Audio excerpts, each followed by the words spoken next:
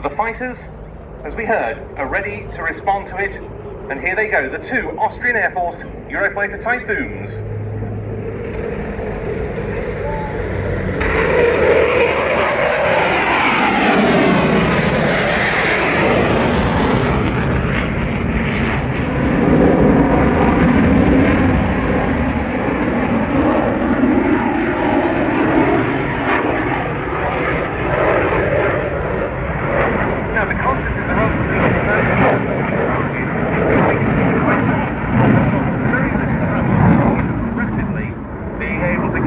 Onto the tail of the... And of course, in this compressed scenario, the aircraft are already visual. They would have taken a radar handover from the flight controllers,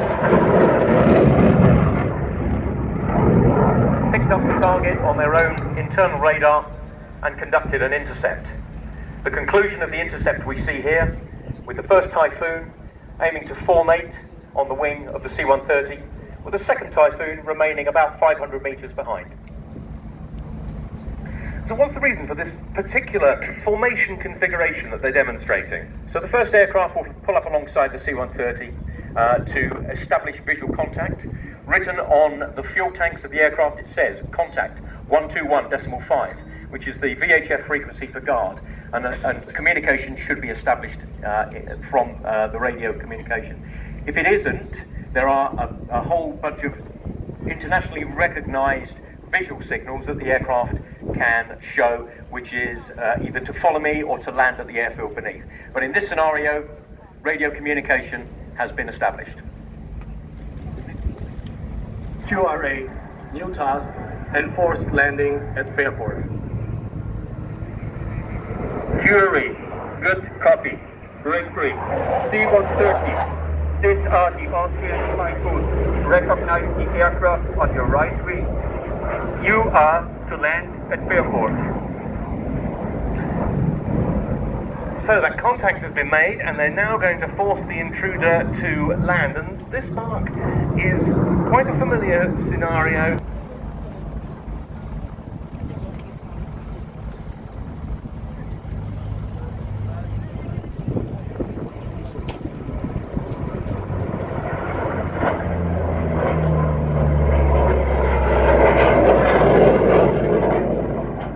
Just like the riat Typhoons, those are the Austrian Air Force. They've got 15 on strength with what they call the Überwachungsgeschwader, the surveillance wing stationed at Zeltweg Air Base or Fliegerhorst Hinterstoiser in the Styria region, conduct QRA 24 hours a day, 7 days a week, 365 days a year, and they're now the sole air defence assets in the service of the Austrian Air Force.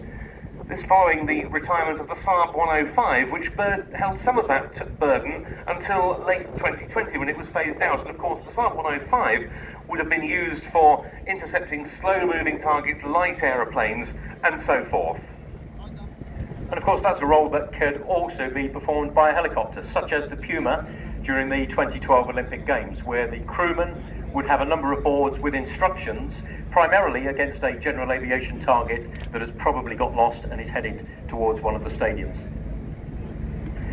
Well, the C-130 is now established on final approach, but again, as Mark said, just in case anything out of the ordinary were to happen at this point involving the hitherto unidentified aircraft, the two Typhoons are keeping watch over it as it comes into land.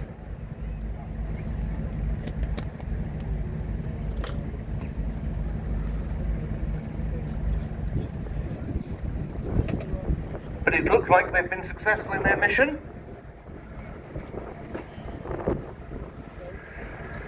And it's a safe landing for the C-130.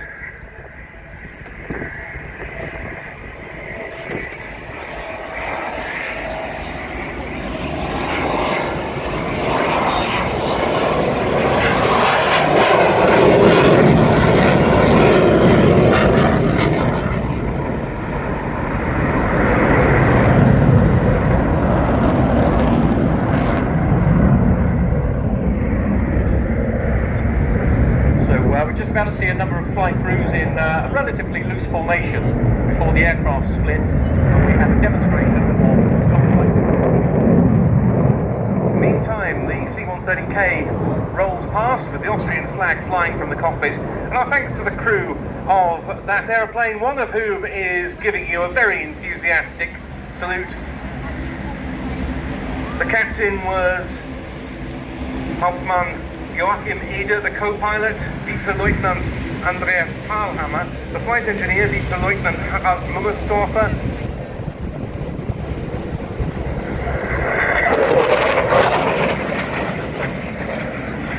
the two loadmasters, Vize-Leutnant Josef Demmel and Bernhard Wiesinger. They all came from the Austrian Air Force Transportstaffel, which is stationed at Linz-Hersching.